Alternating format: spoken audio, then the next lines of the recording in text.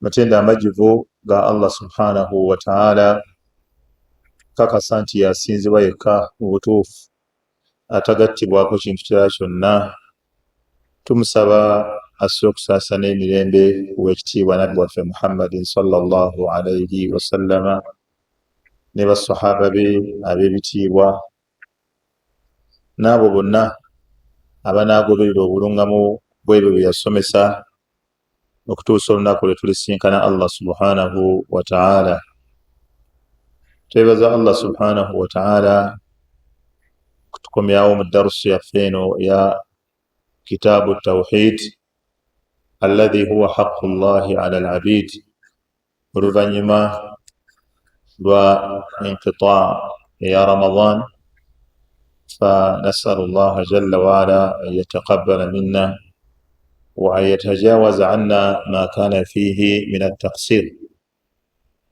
Twali tetunnayingira Ramadani, twali ku mulyango ogw'okuziyiza oluziyiza olw'amaanyi omuntu okubeera ng'asinza Allah awali entaana y'omusajja omulongoofu. Era twalaba obujulizi muallifu rahimahullahu ta'ala bwe yaleeta nga buwererako ddala, era nga yasembyayo obujulizi obwa hadithi eya Abdullahi bin Mas'ud nga mu kitabo kya Imam Ahmad wa rawahu Abu Hatimi. Hadisi eno muallifu rahimahullahu ta'ala gye yasembyayo mu bujulizi obugaana abantu okusinza Allah, nga Allah we tumusinziza waliwo entaana ey'omuntu yenna omulongoofu. Kati bwe bagaana okusinza Allah wali entaana ey'omuntu omulongoofu, mimbabi awula ate awali entaana z'aboononefu, kubeera nga tetusobola era tetukkirizibwa kusinzizaawo wakitiibwa Allahu tabaraka wa ta'ala. Imaamu Muhammad bin Abdul Wahhab hadithi eno gye yaleeta agamba wali Ahmada bisanadin jayyid, hadithi Imam Ahmad gye yarawa nga sanadi yaayo nnungi, an ibn Mas'ud radiyallahu anhu ng'ajjako Abdullah ibn Mas'ud marfu'a. Abdullah ibn Mas'ud marfu'a yani yarfa'uhu ila an-nabiy sallallahu alayhi wasallam, nga Abdullah ibn Mas'ud agituusa kyekigambo marfu'a. Abdullah agamba etuuka ku nabbi sallallahu alayhi wasallam. Nabbi agamba inna min shirari nnasi, mazima abantu abakyasinze okubeera ababi, mazima mu bantu abakyasinze okubeera ababi, man tudrikuhum as-sa'atu wa hum ahya, beebo enkomerero beerisangawo nga bakyali balamu. Abantu abasinga okubeera ababi beebo enkomerero begenda okusanga nga bakyali ku mwaliiro guno ogw'ensi. Edda bwe twali tusoma eyo ewaffe e Katumu, bamaseka bwe baasomesanga ku nkomerero n'ebiribeerawo, mwabangamu abaana muffe nga bagamba rabbi anzirni ila qiyami saa, ayi Allah nindirizaako paka enkomerero erituuka, enkomerero ensangewo neme kufa kati. Kati baasomanga edduwa eyo lisugari sinnihim olw'okuba emyaka gyali gikyali mito. Naye omuntu alimanya ahwaalu asaa, embeera egenda okubeerawo ng'enkomerero eneetera okutuuka, la yatamanna an tudrikahu as-saa'atu wa huwa hayyun, teyeegomba nkomerero okumusangawo ng'akyali mulamu, kubanga abantu beerisangawo nga bakyali balamu. Nabbi amaze wano okulaga nti be bantu abakyasinze okubeera ababi. Era mu hadiisi endala eraga nti la taqumu as-saa'atu hatta la yuqala fil ardi Allah, la taqumu as-saa'atu illa hatta la yuqal fil ardi Allah. Enkomerero tegenda kutuuka okujjako mu nsi nga temukyalimu bagamba nti Allah. Ekigambo Allah nga tikyayogera makulu, mugenda kuba temukyali baziina. Enkomerero egenda kusiŋŋaana abantu nga temukyali basaala, temukyali basiiba, ng'abantu bali bize mu kutunda n'okugula, era nga bagenda kubeera nga batwalirizibwa ng'ebintu bye bigenda bitwaliriza abantu nga bibajja ku ddiini abagenda basigalamuko batono abantu basigaza eddiini naye nga si ntuufu. Enkomerero egenda kugenda ng'esembera bweti naye nga wabaawo ebitwaliriza abantu nga bigenda bibajja ku ddiini yennyini. Kati olwaleero bw'otunuulira ekigezo ky'omupiira, fitina y'omupiira eriwo.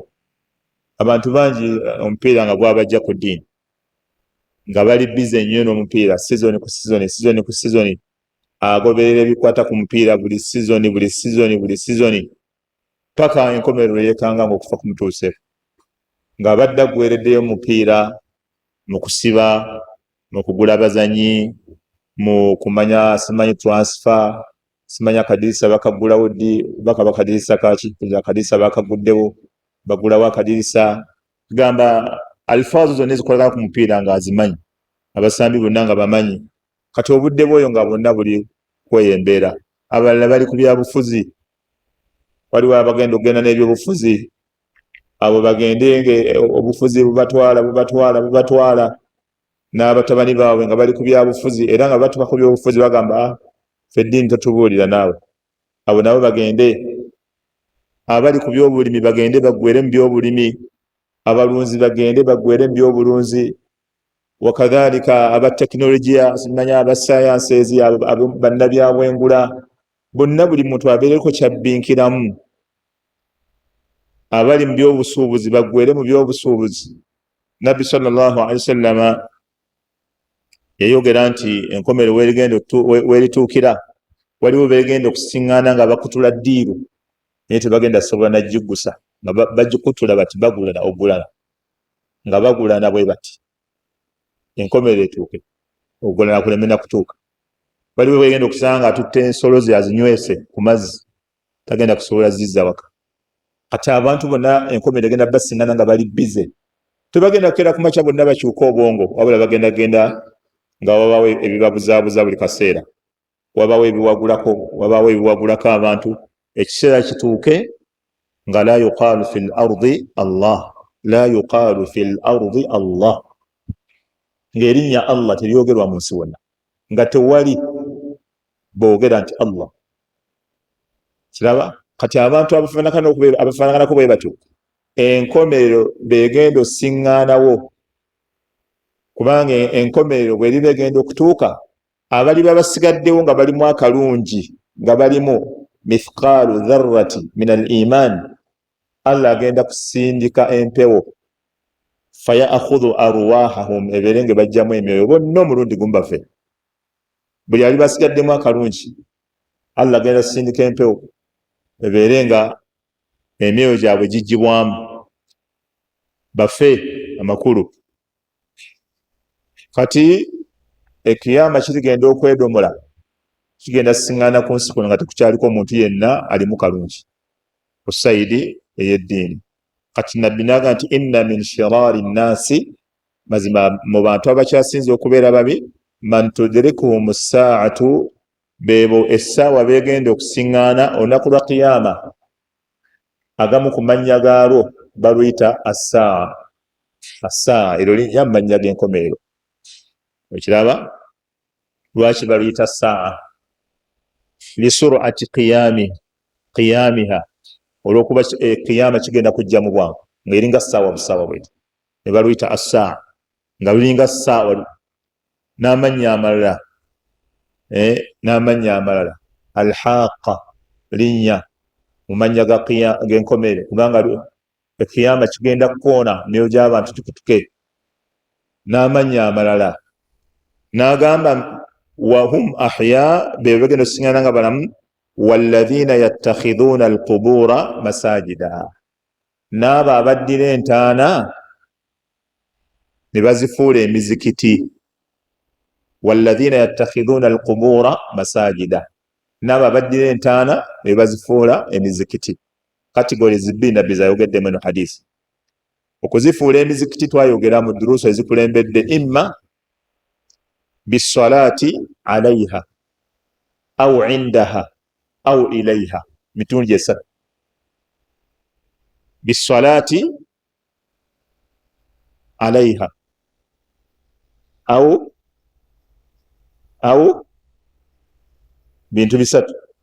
Bisalaati ilaiha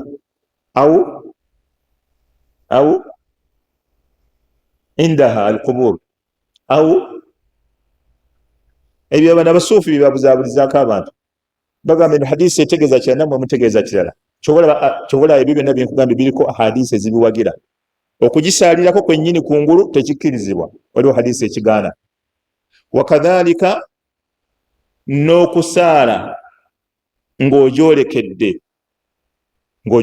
bwolekezi ekyo kyetageeza ilaiha oba etegeeza ng'olekedde kabuli ekuli wali mu maaso okiraba oba alaiha indaha wa alaiha wa ilaiha indaha wa ilaiha indaha wa ilaiha wa alaiha wa alaiha oyo asalira ku kabuli kwennyini kabuli ali awo n'asalira ku kabuli ilaiha asalira ng'akoze eki ng'agyolekedde oba indaha yani muzikiti naye munda mulimu kabuli hawla ekiraba wonna weeri mu makbara munda mulimbo webasaliramu nga bwe bigenda okujja nolwekyo byonna bigaanibwa era Sheikh Abu Najiba bwe yali agezaako okunyonyola abo abavubuka abaali bateekawo shubuhaati ezo okusalira ku ntaana twagaanibwa oba indaha bo baali bagamba Sheikh n'abaleetera zonna enjogera nga waliwo ahadisi eziziwagira nga zonna zigaanibwa kabuli kagubeere ng'omuzikiti baguzimbye ku kabuli yennyini nga gye bazimbyeko omuzikiti kigaanibwa oba kabuli ng'eri munda mu muzikiti era kigaanibwa oba okuba nga abasaaze beeboolekera entaana ziri mu maaso byonna bigaanibwa okuteeka omuzikiti ku kabuli oba kabuli ogiteeka munda oba kabuli ogiteeka mu maaso g'omuzikiti bintu bisatu entaana yennyini tetugizimbako omuzikiti ate tetugiteeka mu muzikiti munda ate tetukola ki tetugyolekera nga tusaala byonna ebyo bigaanibwa kati shekhe wano mu kunnyonnyola n'agamba nti qawluhu inna min shirari nnasi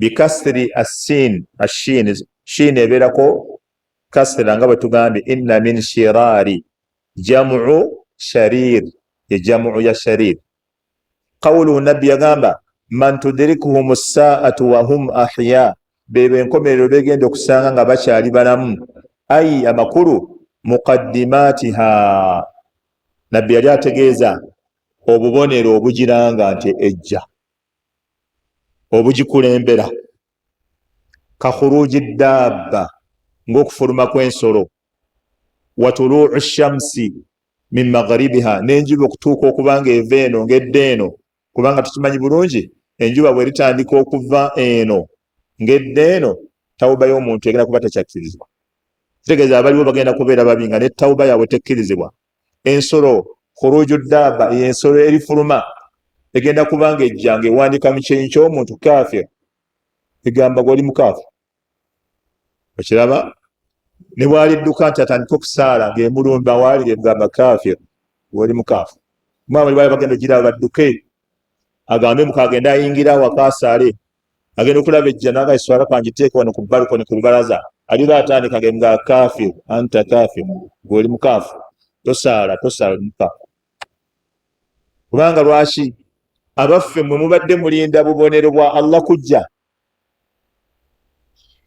mulyoke mutandika okukkiriza okubeera bannaddiini kati buno obubonero obunene nabbi bwe yali ategeeza wano n'okutuuka kw'enkomeero nti enkomeero abantu begenda okusangawo bagenda kubeera babi amakulu obubonero obugikulembera obunene kasita buli sandika okuvaayo bonna abalisiŋŋaanibwawo nga balamu mu kiseera ekyo be bamu ku bantu abakyasinze okubeera ababi n'agamba nga okuvaayo kw'enjuba gyegwa wa baada dhalika oluvannyuma lw'ebyo biriba bizze obubonero obwo yunfakhu fi ssuuri nafkhata alfaza'i olw'eŋŋombe egenda kufuuyibwamu olufuuyibwa luno olw'ekikangabwa nafkhata alfaza'i lwe lugenda okuba nga lutta abantu bonna nafkhatu almaut olufuuwa olw'okufa olw'ekikangabwa bagenda kufuuwa eŋŋombe bonna balibeera abalamu bafe mulundi gumu. Qawluhu mu hadisi eyo nabbi yagamba walladhina yattakhidhuna alqubura masajida ma'tuufu ala khabarin inna ala khabari inna ekyo kiri ma'tuufu ala khabari inna walladhina yattakhidhuna alqubura masajida fi mahalli nasbi ala niyati takrar al-amil kubanga walladhina yattakhidhuna alqubura masajida eyo ma'tuufu kubano inna min shirari nnasi okiraba man tudrikuhum as-sa'atu eyo khabaru inna kati bino ebiddako biri ma'tuufu kwekyo amakulu bano ne bano ekitegedde bulungi man tudrikuhum as-sa'atu wa hum ahya walladhina yattakhidhuna alqubura masajid bano bali ma'tuufu ku khabaru inna ekitegedde bulungi bano abagatta ku bali amakulu bali abakola ki ekiyama begenda okusiŋŋaanawo nga babi ekiyama abantu begenda okusiŋŋaanawo nga babi walladhina yattakhidhuna alqubura masajida ma'tuufu ku khabaru inna yeno man tudrikuhum as-sa'a abo ekiyama bekigenda okusiŋŋaanawo wahum ahya nga baki nga balamu ne bano abaddira entaana ne bazizimbako emizikiti ye kategole ebbiri wano akutegeeza nti eno kategole esooka agigasseeko abookubiri kategole esooka be balibeerawo abalamu abookubiri bo bano tebalinda kiyama tebalinda kiyama bano nakati weebali naye nga nabo bagatta ku bali mu bubi balina sifatu shiraari ebagatta balina ekitendo ky'obubi ekibagatta bali bagenda siŋŋaanibwawo kiyama nga balamu bano kuddira ntaana ne bazizimbako emizikiti. Sheikh n'agamba ala tikrar al-amir kwe kubanga omukozi amuddiŋŋanye tikrar al-amir ye mukozi okubanga amuddiŋŋanye bali abagenda okubeerawo balamu bakozi ne bano abaddira entaana ne bazizimbako emizikiti nabo bakozi nabo bakozi ye tikrar al-amir. N'agamba ayi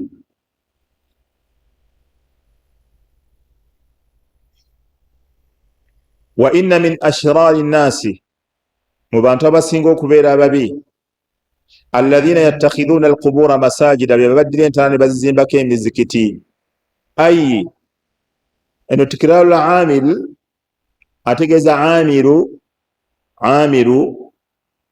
arrafu amiru rafu kubanga akoze wano khabaru eno gifuula marufu ye mukozi y'omu yennyini ne bano abazzeeko yabafudde abakozi. Naam, tikiraru amiru awo kyetegeeza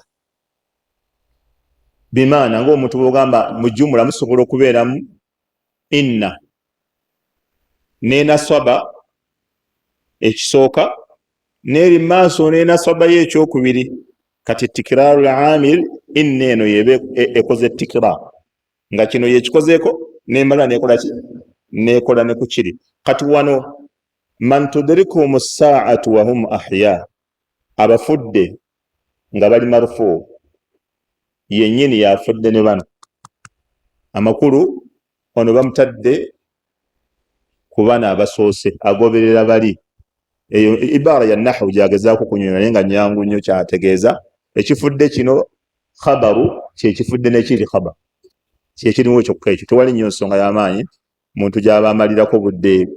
Sheikh yagamba kati ebigambo bya Sheikh annyonnyola agamba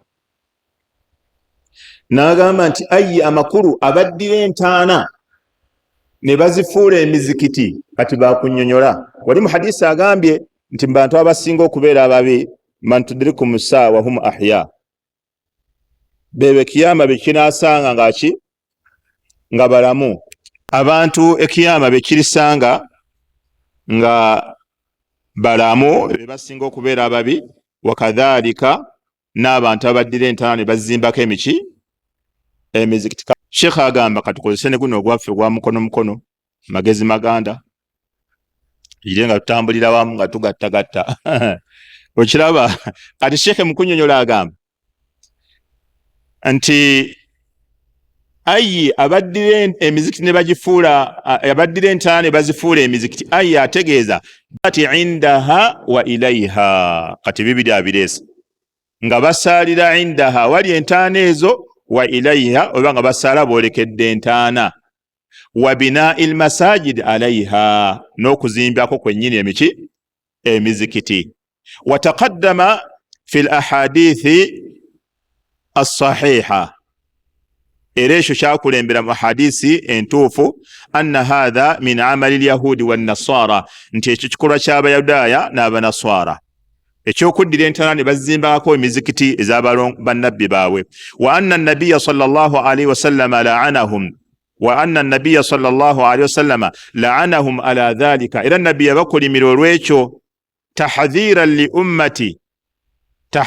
li ummatin an yaf'alu, okubeera nga tahdhira yeewaza lil umma, nga yeewaza umma ye, an yaf'alu ma'a nabiyihim wa salihihim mithla al-yahudi wan-nasara, nga nabbi sallallahu alaihi wasallam ekyo yakyogera tahdhira lil umma, nga yeewaza umma ye, an yaf'alu ma'a nabiyihim, okubeera nga bakola ku nabbi waabwe. Ma'a weewuunye min adati nasbi ezitamanyikiddwa nnyo, ma'a budulejja enasaba manya min adati jarri, kyonna ekijja oluvannyuma lwayo kibeera majrur. Tayib, ma'a nabiyihim wa salihihim mithla, nga bakola mithla al-yahudu wan-nasara, ng'ekikolwa ky'abayudaaya n'abanaswara. Fama rafa aktharuhum bidhalika ra'sa, bal i'taqadu anna hadha al-amru qurbatan ila Allah. Naye ate ekyewuunyisa, omubaka sallallahu alaihi wasallama kye yalagira abantu tebakikkiriza, bakikola. Bal i'taqadu, ne batuuka n'okukkiriza, anna hadha al-amra qurbatun ila Allah, nti ekyo ekikolwa ekyokuzimba ku ntaana z'abannabbi nti gubeera mulimu ogusembeza omuntu ewa Allah, bo bwe balowooza. Wa huwa mimma yub'iduhum anillah, naye ng'ate ekyo ekikolwa kiri mu bintu ebibasembezaayo okuva ewa Allah. Bo balowooza kibasembeza wa Allah, basinze entaana okuzizimbako, naye bwe weetegereza haqiqata al-amr mimma yub'iduhum anillah, kibeesambisa bwesambisa Allah, kiri mu bintu ebibeesambisa Allah subhanahu wa ta'ala. Wa yaturuduhum an rahmatihi wa maghfiratihi, era ekyo kikolwa wa yaturuduhum ne kibagobera ddala an rahmatihi, okuva kusaasira kwa Allah, wa maghfiratihi n'okusonyiwa kwe.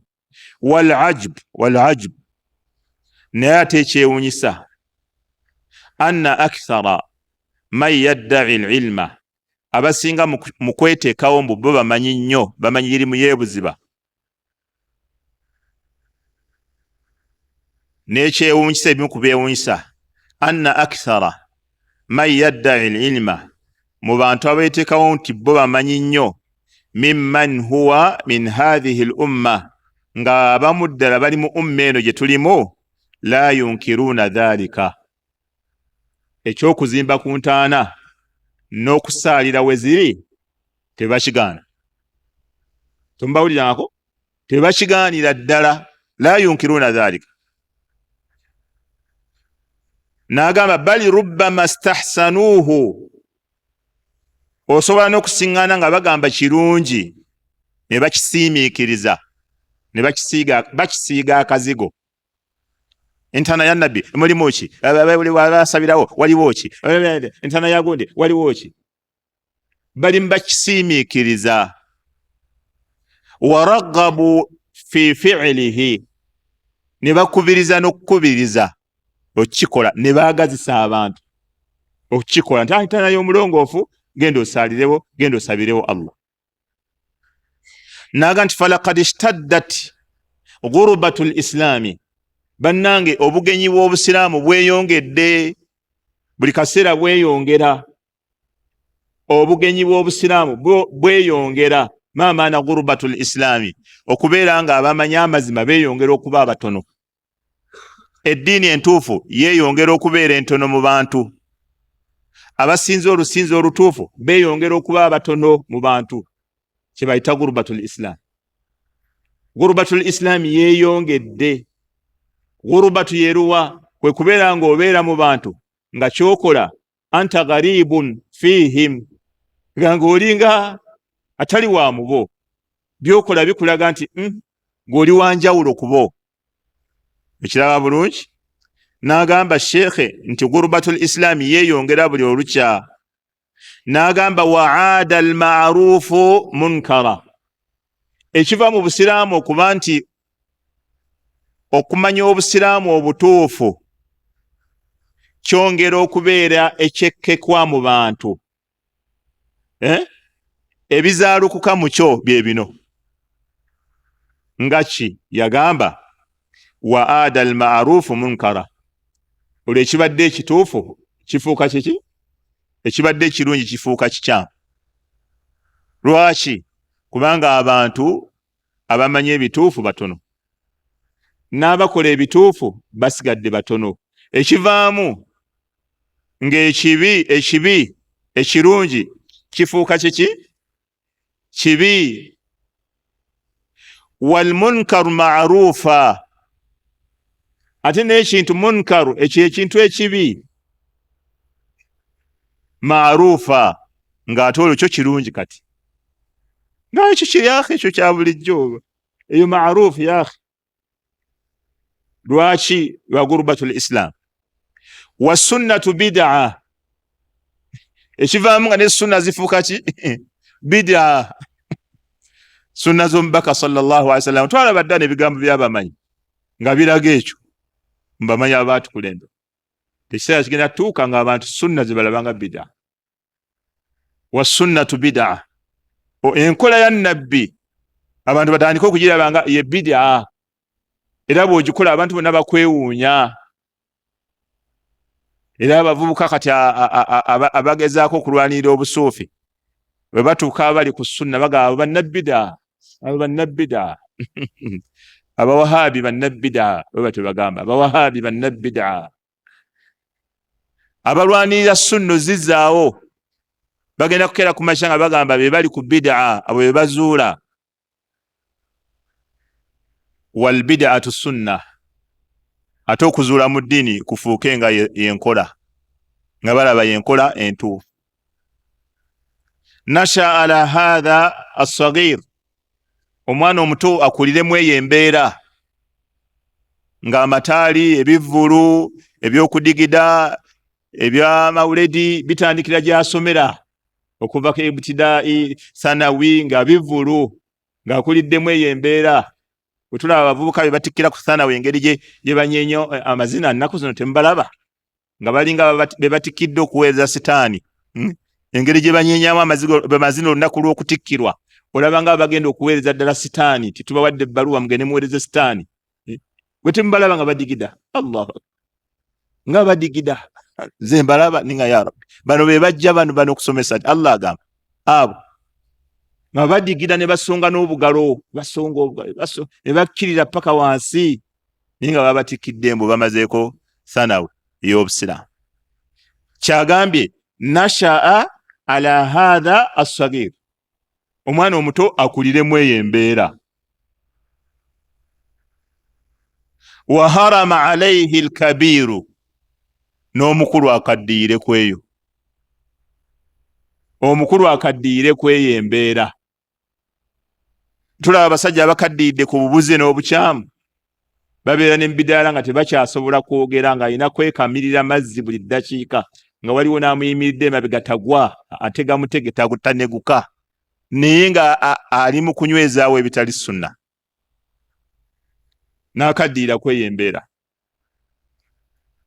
Qala Sheikh al-Islam Ibn Taymiyyah, Sheikh al-Islam Ibn Taymiyyah yagamba, amma bina'u al-masajid ala al-quburi, ebikwatagana n'okuzimba emizikiti ku ntaana, ebikwatagana n'okuzimba emizikiti ku ntaana, faqad sarraha ammatu at-tawaif bin-nahyi an. Bangi nnyo mu bamanyi ebibinja n'ebibinja ebyabamanyi, sarraha taifatun min al-ulama, sarraha ammatu at-tawaif min bin-nahyi, eno sarraha ammatu tawaifa yerabu bweto bwebera. Abamanyi bangi basarraha ne bagamba ekyo kyaganibwa, ekyokuzimba ku ntaana.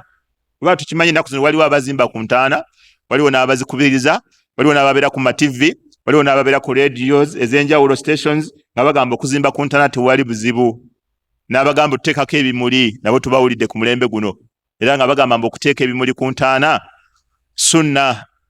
Abatali basiraamu bagitubbako.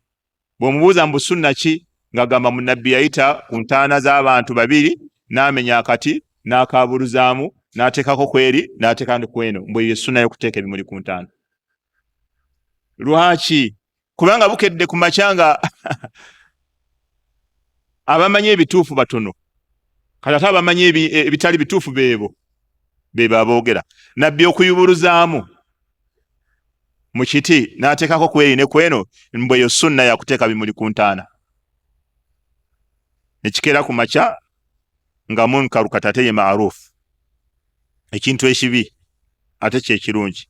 Kati Sheikh yagamba nti abamanyi bangi bagambira ddala ekyokuzimba ku ntaana tekiriiyo kifu, mutaba'atan lil ahadith as-sahiha, era ekyo nga nabo bakikola nga bagoberera ahadisi entuufu ezigaana.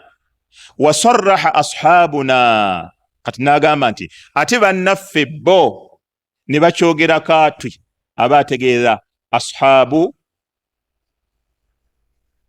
Imam Ahmad, abayizi ba Imam Ahmad bategeeza. Abayizi ba Imam Ahmad ne boogera ddala kaati bo, wa ghayruhum, n'abalala abatali bayizi ba Imam Ahmad, min ashabi Maliki, mu bayizi ba Imam Maliki banne, wa Shafi'i ne banne ba Shafi'i, bitahrimihi, bonna bayogera kaatu nti okuzimba ku ntaana kiri ki? Kiri haram. Qaala agamba, wala raiba, tewali wadde okubuusabuusa, fil qat'i bitahrimihi, mu kwogerera ddala akaati ne tukikutula lumu nti ekyokuzimba ku ntaana kiri ki? Kiri haram.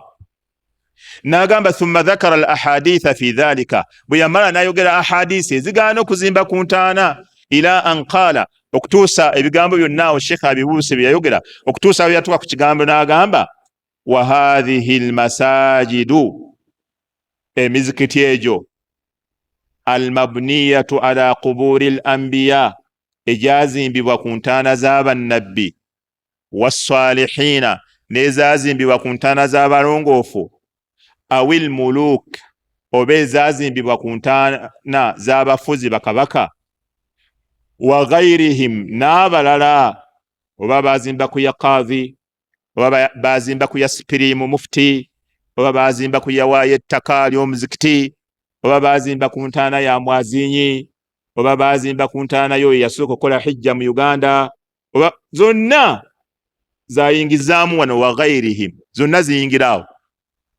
Oba ntaana yaani? Yagamba tata'ayyanu izalatuha,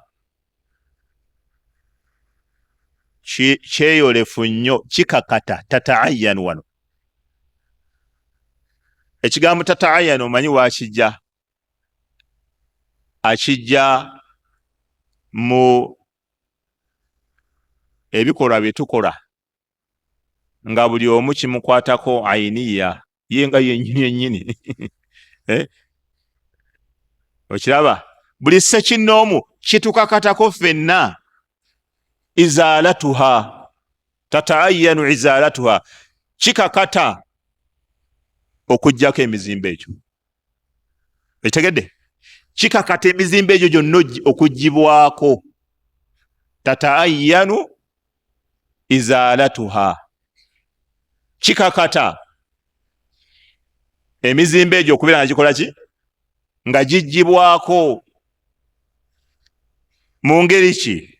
N'engeri n'agyogera, n'engeri yagyogera n'agamba bihadami, nga gimenyebwa, au ghairihi, oba gikola ekirala kyonna, ekikulu giveeko. Tataayyanu, kikakata, izalatuha, okugijjako, bihadami, nga gimenyebwa, au ghairi, oba gikola ekirala, oba okuleeta tingatinga nesitulako omuzimbo negende gusuula mu lwera neguyoolawo gwonna bukolokolo. Okitegedde bulungi? N'agamba hadha, ekyo nno kyayogedde, mimma la a'lamu fihi khilaafa baina al-ulama al-ma'rufina.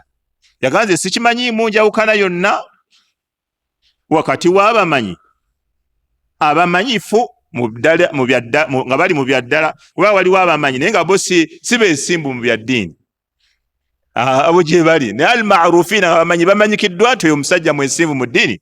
Yagamba tamanyiyo mumanyi n'omu, yasigala alwanirira mizimbo kusigala ku ntaana, tamumanyiyo. Ibn Taymiyyah bwagamba. Waqala Ibn Qayyim, omuyizi ye najja, bano bwe yamala Shaykh Islam, omuyizi we najja Ibn Qayyim naye n'agamba, kati Sheikh akusaladira ebigambo by'abamanyi okwongera ddala okumenyawo endowooza y'abali abagamba mbu abamanyi bakkiriza okuzimba ku ntaana. Akuleetedde ebya Ibn Taymiyyah, kati akuleetedde ebya omuyizi we. Waqala Ibn Qayyim rahimahullah, Ibn Qayyim yagamba yajibu, ekyo ekigambo yajibu kyekiri tata'ayyan, onaakozeseza ibara ya ajibu, kikakata. Newayi tata'ayyanu izalatuha, kikakata gikola ki? Gijjako. Yagambye yajibu, kikakata. Kiriwo ekikakata? Hadimu al-qibab, hadimu al-qibabi. Qibabu yebera qafu yebera ko kasra min al-qubba, emba jita qubba. Qubba bye bazimba ku ntaana, ate ne bino bazimba waggulu ku mizikiti, ekyo kibeera ekiswago bakita qubba, nakyo bakita qubba. Kati qibabu ezo zivuse nyingi. Yagamba kikakata okuzimenya. Yajibu, kikakata, hadimu hadimu al-qibab, hadam al-qibab, okuzimenya. Allati buniyat ala al-quburi, eze zazimbibwa ku ntaana. Yajibu hadimuha, kikakata ozimenya. Liannaha, kubanga qibabu ezo ussisat ala ma'asiyati rasuli sallallahu alaihi wasallama, ziriwo ku musingi, zateekebwawo ku musingi gwa kujeemera mubaka. Nolwekyo yajibu hadim hadhihi alqibab, oba hadim. N'agamba waqad afta jama'atun min ash-shafi'iyya, era abamanyi bangi nnyo abali ku mazhabu ga Imaamu Shafii bawa fatwa bihadmi ma fi alqarafa min alabniya, okumenya ebiki, emizimbo gyonna egiri mu qarafa. Minhum, nga mu bamanyi abamenya egyo ebifo awaziikibwa, emizimbo gyonna egiri mu bagamba gimenyebwe. Mubo mulimu abagamba ebyo Ibnu Jumaizi wa Dhahiru at-Tazmaniti wa ghayruhuma.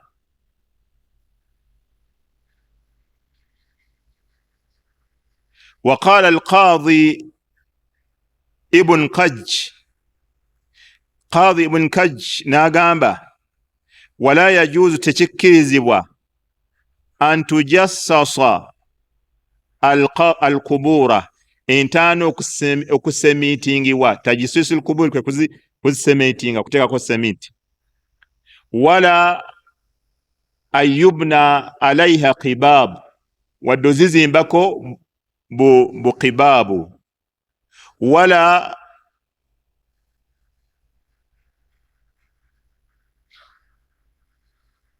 ghaira qibab, n'okuzimbako ebitali kubba, buli asobola ozimbako amadaala, okuzimbako obusonda, okuzimbako byabayagadde.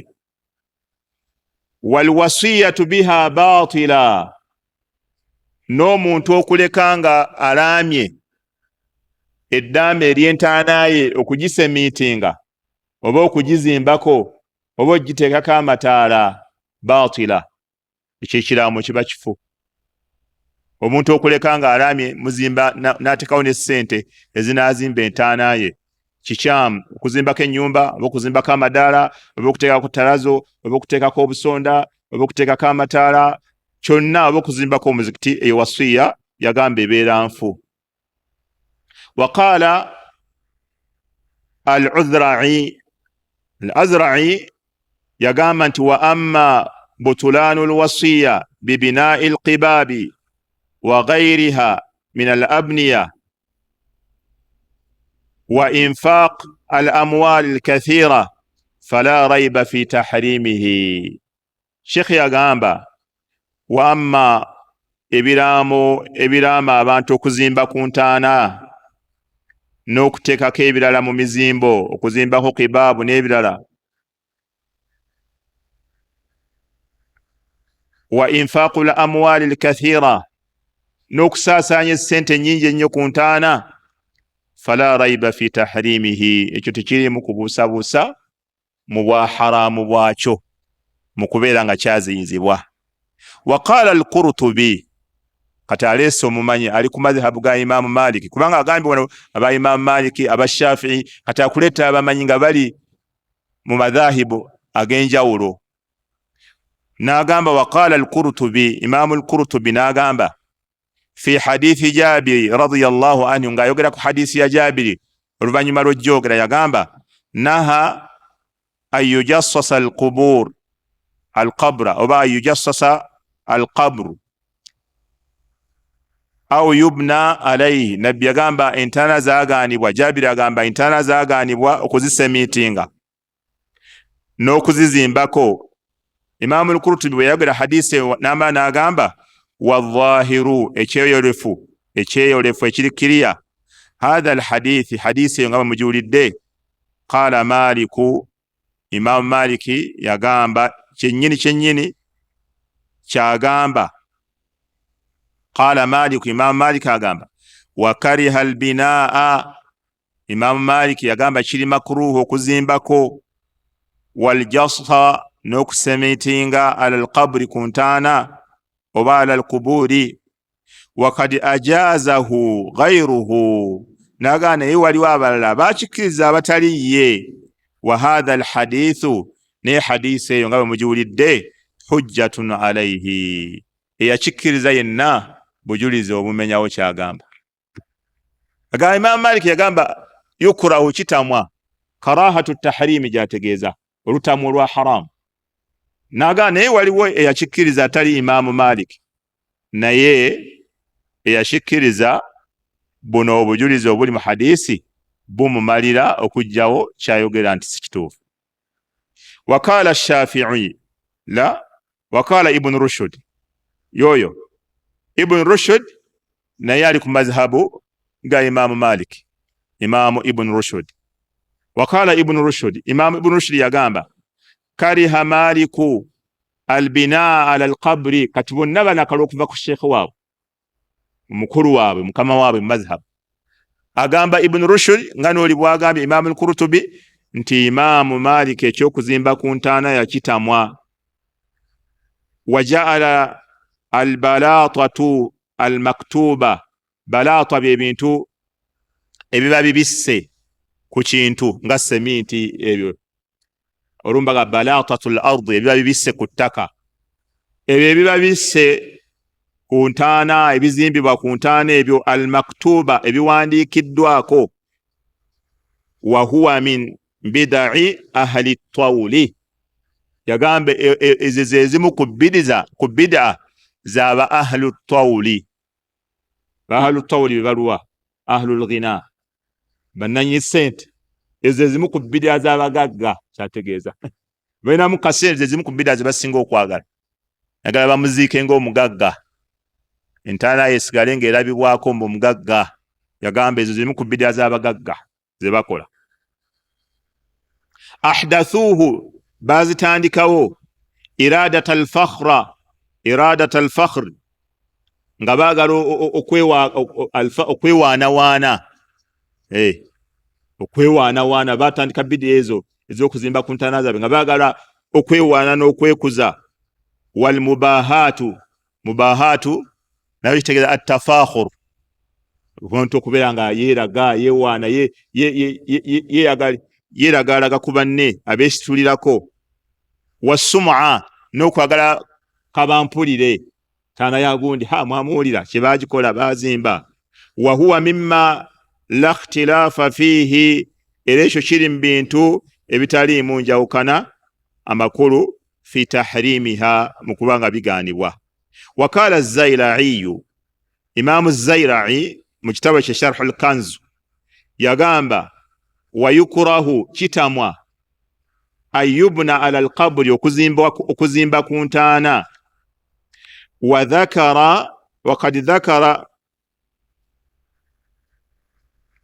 وذكر قاضي خان إمام قاضي خان ناغامبا أنه لا يجسس القبر انتانا تزيسميتينغ بوا ولا يبنى عليه انتانا تزيمبواكو لما روي عن النبي صلى الله عليه وسلم وليش تشوغر وكفاك النبي أنه نهى عن تجسيس القبر عن تجسيس نبيغان التجسيس وكسميتينغ والبناء نوكو زيمبا فوق القبر وقلو كنتانا. والمراد بالكراهة ekigambo kutamwa wano ekibadde kyogerwawo inda al-Hanafiya mu mazhabu g'aba Hanafiya ngono Zaira'i yo amazhabu g'aba Hanafiya inda al-Hanafiya bo baba bagamba nti yukurahu kitamwa karahatu tahrim kutamwa okwobwa haramu si kutamwa gamba nti kitamwa butamwa. وقد ذكر ذلك ابن نجيم في شرح الكنز. ابن نجيم يچوغرا. وقال الشافعي بمالك تبالابيه aba Hanafiya tubalabye aba Malik tubalabye aba Hanafiya tubalabye hatugenze kuba Shafi'i. Wakala Shafi'i, Imam Shafi'i rahmatullahi ta'ala nagamba akrahu ntamwa ayu'azzam makhluq ekitonde okugulumizibwa hatta yuj'alu qabruhu masjida okutuusa mu mbeera y'okugulumiza ekitonde ne batuuka n'entaana yakyo kifuula omuzikiti.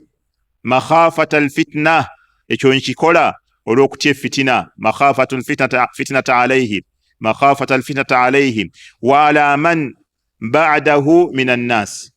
Makhafata alfitnata alayhi ekyo tukikola makhafata alfitnata alayhi olw'okutya ono omuntu gwe bagulumiza nti kigenda omufuukira efitina kino ekyokumugulumiza. Okiraba? Wa ala man ba'dahu minan nas, n'abo abanajja oluvannyuma lwe kigenda bafuukira ki efitina ogulumiza omuntu ne batuuka n'okuzimba ku ntaana ye omuzikiti. Wa kalaamu Shafi'iyya rahimahullah, ekigambo kya Imaamu Shafi'i Allah musaasire, yubayyinu kinnyonnyola era nnyonnyola anna muradahu ekyali kigenderwa bil karaha okutamwa kuno karahatu tahrim, karahatu yaki ey'obwa haramu nti kigaanibwa. Qala ash-sharihu rahimahullahu ta'ala, katanyonyole ekitabo kino agamba ya Abdurrahman, wajazama an-Nawawi, Imaamu an-Nawawi y'omu kuba akbaru murajjihina li madhhabi ash-Shafi'iyya, y'omu kuba singa okujjirayo ekituufu mu madhhabu ga Imaamu Shafi'i. Amadhhabu ga Imaamu Shafi'i buli wonna wolabanga ebigambo bizze bingi n'olaba ekya Imaamu an-Nawawi twala kya Imaamu an-Nawawi y'omu kuba singa okujjirayo ekisinga okuba ekiyimiriddeko amazhabu gaabwe. Kati agamba wajazama an-Nawawi, Imaamu an-Nawawi yakinywerezaawo ddala kino kiyakakasa mu kitabo kye Sharhul Muhadhab bitahrimi al-binaa mutlaqa, nti okuzimba ku ntaana kwonna kuli haram. Kati ate wano Uganda bagamba tuli ku mazhabu ga Imaamu Shafi'i, kati mukama waffe wuyo akatyemudde. mukama waffe oyo akatemu tugamba ki okujja nga muga nti amazhabu mugatwala nga bofe mulondamu ebibayisaawo ebirala ne mubireka. Uyo agambye Shafii bulijjo mugamba tife abashafii tusoma basmala nga tugenda okusaaza nekino kale akyogedde kati nekino kiri haram. Lwaki mwe muzimba ku ntaana? Imaamu Shafii yagamba okuzimba ku ntaana okwengeri zonna kuli ki? Kuli haram. Oba okuzimbako kuno okwokwetolooza, oba okuzimbako kwa madaala, oba okuzimbako kebab kubba, oba okuzimbako omuzikiti, enzimba yonna kasoba nga ozimba ku muzikiti okuzimba kuli haram. Wa dhakara fi sharhi Muslimi nahwahu aidha, ne mu sharhi Muslimu okunyweza amadhabu namu yaddamu n'akyogera bitabo bibiri ng'ayogera ensonga. Wakala Abu Muhammad Abdullah bin Ahmad, Abu Muhammad Abdullah bin Ahmad bin Qudama Imam al-Maqdis ye yagamba Imam al-Hanabila nga bwe nkugambye oli kwoli Shafi nono bwali ono ku madhhabu gaba Hanabila yekabedwa yagamba sahibu al-musannafat al-kabir oba al-kibar nanyini bitabo ebiyitirivu ebinene ebikulu kalmughni wal-kafi n'ebirala Allah musasi yagamba wala yajuzu tekikkirizibwa ittikhadhu al-masajid ala al-quburi kuddira mizikiti ne tugiteeka kuki? Ne tugiteeka kuki? Ku ntaana. Tekikkirizibwa kuddira mizikiti ne tugiteeka ku ntaana awaziikwa abantu. N'agamba lianna an-nabiyya sallallahu alayhi wasallam kuba nabbi qala yagamba la'ana Allahu al-yahuda wan-nasara, Allah yakulimira abayuda n'abanaswara. Wa qad rawayna anna ibtida'a ibadat al-asnami, ate nga twakyogera dda ne tukirawa anna ibtida'a ibadati al-asnami, nti entandikwa y'okusinza amasanamu ta'dhimu al-amwat, kwali gulumiza baki? Bafu, nga bwe twakiraba aba wadda suwa yaghutha yauqa ne nasra. Wattikhadhu suwarihim, nakolaki? Kuteekawo bifaananyi byabwe, kubabumba mu bifaananyi. Watamassuhu biha, n'okutandika okukolaki? Okubyesiimuulangako mutabarrikiina nga bantu babinoonyaamu baraka, okubanga omuntu asiimula ku kintu akifuneko emikisa. Wassalatu indaha, n'okusaalira wali ebifaananyi ebyabalongoofu. Qala Shaykh al-Islam Ibn Taymiyyah rahmatullahi ta'ala alayhi, Ibn Taymiyyah yagamba wa amma al-maqbaratu, bannange maqbara ebifa waziikibwa, fala faruqa fiha bayna al-jadida wal-atiqa, mukugaanibwa okusaalira wali entaana. Kino kiwulize kyagamba, agamba bannange ebifa waziikibwa mukugaanibwa okusaalirawo tewaliiwo njawulo wakati wa kabuli mpya ne kabuli enkadde. Bitegedde bulungi? Tebagamba kusaalira mufaali mu ntaana, ekyo kirala. Era weetegeza omulyango gwe tuliko, osaala swala ya Allah naye ogisaalira ku ntaana y'omuki? Y'omulongoofu, kyeboogerako ekyo. Wamma okusaalira ali mu ntaana, ekyo kirala. Baye gwe oba osaalira era oba tolabikira mu kifaananyi kya kumusaba. Kati Sheikh agamba Ibn Taymiyyah wano alina amasala gagenda okujjayo wano, shubha, alina shubha gyagenda okunaaliza wano mu bwongo bw'abantu abamu, okuleeta kabuli enkadde n'empya, tewali njawulo. N'agamba waman nqalabat turbatuha aw lam tanqalbu waman nqalabati turbatuha. Ekyo ekigambo balina ebitabo ebimu yakiteekawo gundi kiri turbatuha, yawandiika tabaha ekituufu kiri turbatuha kyekituufu. Era tewali njawulo wakati wa ntaana ng'ettaka lyazo lyakyuka neritannaba kukyuka. Waliwo entaana nga neweza ettaka lyakola ki? Lyakyuka dda. Waliwo entaana ezimu ng'ettaka likyali nga bwe baalitaddewo terinaba na kukyuka. N'agamba wala faruqa, era tewali njawulo baina an yakuna bainahu wa baina al-ardi hailun aw la. Wala faruqa, tewali njawulo baina an yakuna bainahu, wakati w'okubeera wakati waayo. Wano bainahu aba ategeeza kaburi, wa baina al-ardi n'ekitundu, oba wa baina al-masjid hairu yani ekyawula. Tewali njawulo wakati w'okuba nti kaburi eri wali, wano waliwo ekyawula, oba kaburi eri wali, wano owali omuzikiti. Tewali njawulo. Era twasomako n'amasala ewali enakasero nga gaali galaga kino kinyiri Ibn Taymiyyah kyalaga, kubanga oli Sheikh yatuuka okugamba mu gali amasala nti newe libeera kkubo nga maqbaratul kuffar eri wali, wano wayitawo ekkubo, abasiraamu tetukirizibwa baziika wano. Ninga wakati waliwo hairu ey'ekkubo, tetuziika wali nga wano waliwo maqbaratu ghayril muslimin. Kati ne Ibn Taymiyyah naye anywezaawo agamba tewali njawulo wadde waliwo ekyawula kaburi n'ekifo ekisinzibwa nga wakati wali waliwo ekyawula. N'annyonnyola n'agamba li'umumi al-ismi wa umumi al-illa, kubanga erinnya libuna n'ensonga eganyisa esigala ebuna. Erinnya libuna n'ensonga eganyisa okusaalirawo esigala ebuna.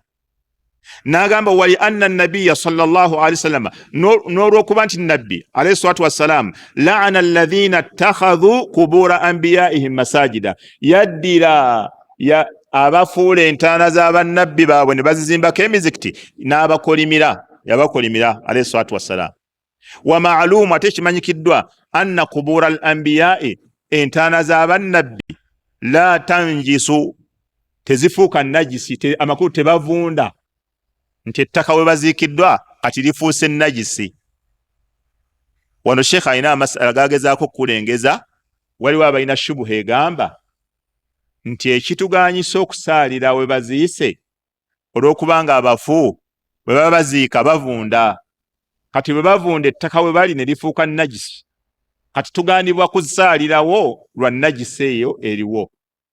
Kati Ibn Taymiyyah yakirazizzaako wali n'agamba kalibeere ettaka nga ppya, kalibeere ettaka nga likyuse, kubanga eppya liba terinavunda, erikyuse liba livunze, naga tewali njawulo. Kati wano n'akuleetera n'agamba nti senga illa yali yakutugaana kusaalira we baziika mu limbo, gye bayita limbo bannaffe, makbara, nti olw'okuba ettaka eririmu abafu abaziikibwawo kati bwe bavundiramu liringa ennajisi, yagamba nti kati ate kuburi z'abannabbi bo tebavunda.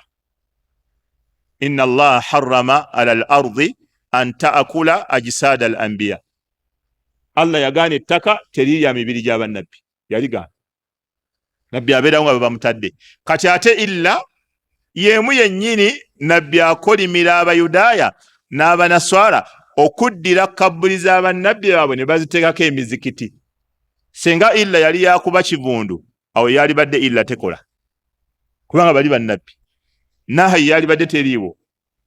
Era Sheikh agamba wabil jumla, okutwaliza awamu, faman allala nahya ani salati fil maqbarati binajasati turba khassa, abaleeta mbwe ensonga eganyisa okusaalira we baziika olw'okuba ettaka liba lifuuse najisi, fahuwa ba'idun an maqsudi nabiyyi, ekyo kiri wala nnyo ne nabbi kyali agenderera mu kutugaana okusaalira awali we baziika.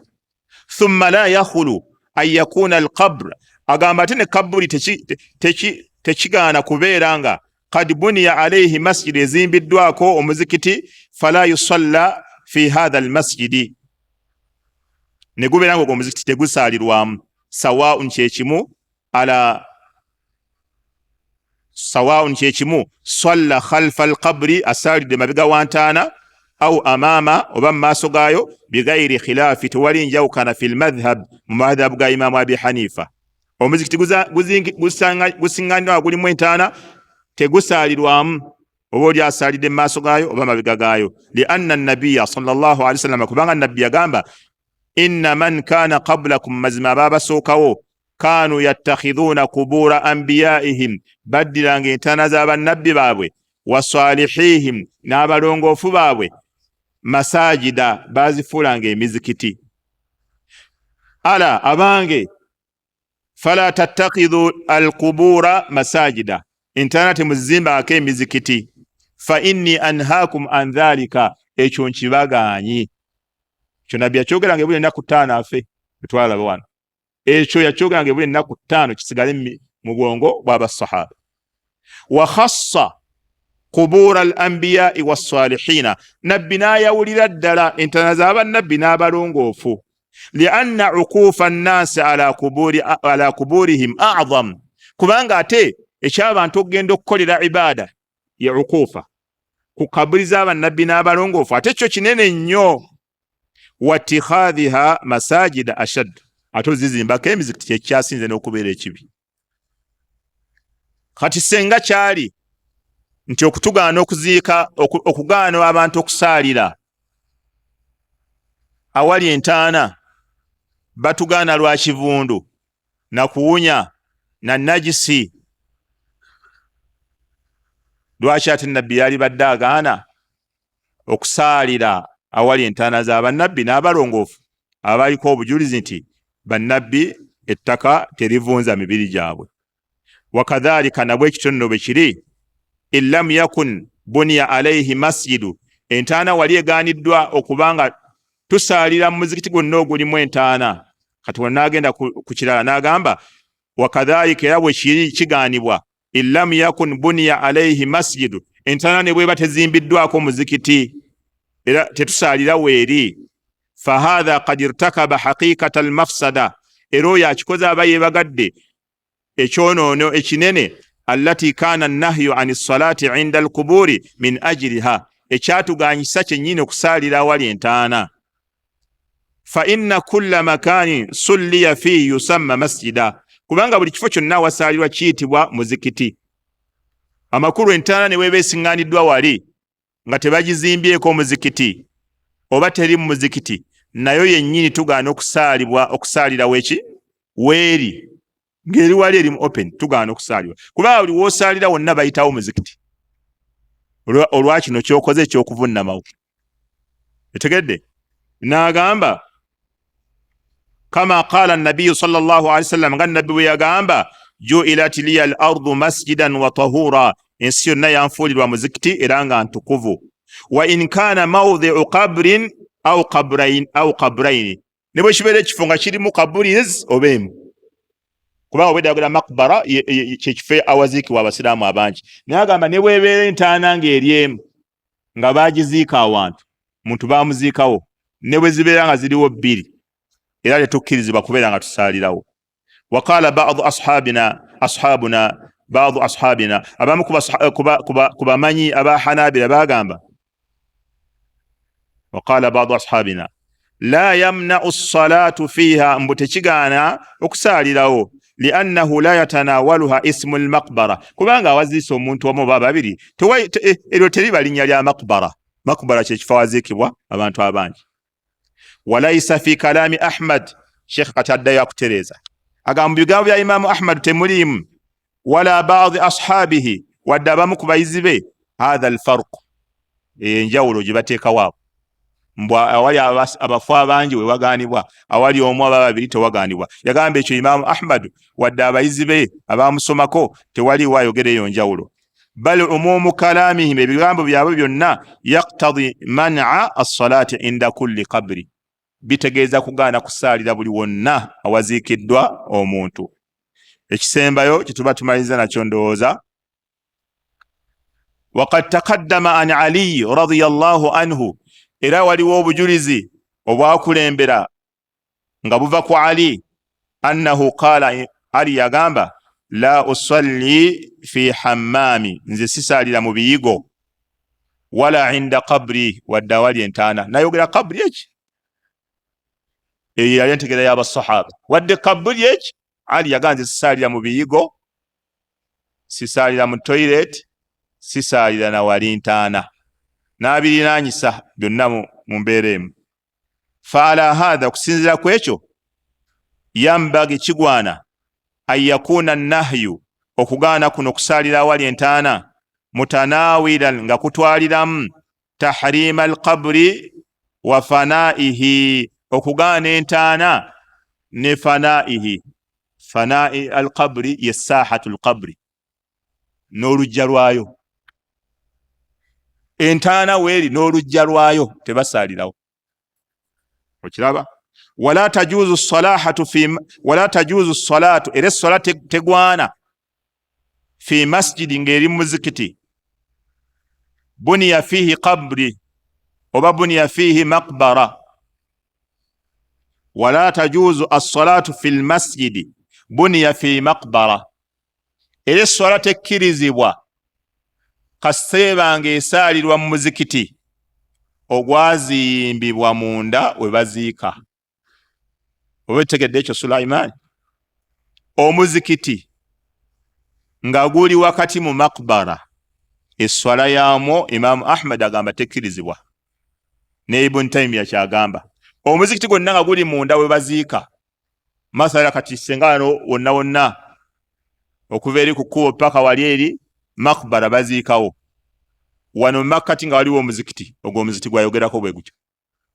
twanguyize abajja okuziika babere nga balina we banaasalira balina we baneggamba enkuba abajja okuziika ne mubanguyiza ne muzimba n'omuzikiti entaana ne zigenda nga zisenvula ne bukeera ku makya entaana zeetoolodde omuzikiti kati ne gusigala wakati esswala y'omuzikiti ogwo eba nfu omuntu bw'asaaliramu wano Sheikh kyagamba n'agamba nti wulira nno byayongerako sawaun kyekimu kana hitan tahjuzu au haytan tahjuzu bainahu wa baina alquburi au kana makshufa kakubeere nga kuliko ebisenge obe olukomera tahjuzu bainahu wa baina alqabri ng'olukomera olwo lwawula wakati w'entaana n'omuzikiti au kana makshufa oba kebeere nga wali open kabeere nga entaana ziri wali nga wano waliwo ekizaawula oba waliwo ekisenge kyawula entaana n'awasaalirwa oba wali open okugaanibwa kwe kumu qala fi riwayati al-Athrami oyo omu ku bamanya b'amazhabu ga Imam Ahmad mu riwaya gyayogera nga agijja ku Imam Ahmad agamba idha kana almasjidu baina alqabri entaana bw'ebeera nga masjidi eriwa wakati muki mu ntaana we baziika la yusalla fihi alfaridha eyo masjidi tesaalirwamu swala za bwatteeka wa in kana bainaha wa baina almasjidi hajizun ne wabeera wakati w'omuzikiti n'entaana nga waliwo ekyawula falakhasa an yusalla fihi ala janaiz wawula nakkiriza naddiramu nti masjidi eyo tusobola ogikozesa nga tusaalira mufu nga tusaalira busaalizi mufu wala yusalla fihi ala ghairi aljanaiz naye tebasaalira mu swala yonna ndala kaseebera nga si kusaalira mufu wa dhakara haditha abi marthad nayogera hadisi ya marthad ani nabiyi nga ajijja ku nabbi nga nabbi agamba la tusallu ila alqubur temusaala nga mwolekedde eri entaana wa qala isnaduhu jayyid era n'agamba nti olujegere lwayo lulungi. Walau tatabba'na kalama al-ulama, ne bwe tusalawo kugenda nga tugoberera n'okunoonyereza ebigambo by'abamanyi fi dhalika mwekyo ekyokugaana okusaalira awali entaana oba okusaalira mu muzikiti oguli mu ntaana, lahtamala iddatu awraq, lahtamala iddatu awraq, empapula zaali nyingi wadde twali kuŋŋaanyiza empapula nnyingi zaali tususseeko. Fatabayyana bihadha, naye ekyo kitweyeruse amakulu tumaze okutegeera okusinziira ku byogeddwa, anna al-ulama rahimahumullah, abamanyi bonna rahimahumullah, Allah basaasire, bayyanu bannyonnyola anna illata nahi, nti ekyaganyisa okusaalira mu bifo ng'ebyo, ma yuaddi ilayhi dhalika, ekyo okusaala kuno gye kugenda okukutuusa kyekiganyisa. Okusaalira awali abalongoofu ne mulimbo neki kikutwala wa? Kikutwala mu kusinza abalongoofu, kusaba bafu, kusaba mizimu. Ekyo kyekiganyisa. Sigamba nti wano ettaka livunze liwunya najisi. Okusinza kuno ng'osinziza awali abafu gye kukutwala kiri kyekiganyisa. Kubanga ekinaavaamu nga buli lw'osaalira awali entaana ofuna by'oyagala. Buli lw'osaalira awali entaana nga Allah akugezesa nga by'oyagala obifuna. Ekinaavaamu nga okola ki? Minal guluwi fiha, ng'otandika okukola guluwi ku ntaana zino ng'obayisaawo we balina okukoma, nga basobola n'okutuusiza edduwe wa Allah, basobola n'okuyambako. Wa ibadatuha min dunillah, n'ekivaamu kola ki? Kutandika kubasinza n'olekawo Allah. Anti olaba buli lw'osaalira ofuna by'oyagala. Ekivaamu ng'otandikira ddala kusinza bo. Kama huwa alwaqi'u, ng'era bwe kiriwo olwaleero abantu basinza entaana. Wallahu almusta'an. Wa sallallahu wa sallama wa baraka ala nabina Muhammad wa ala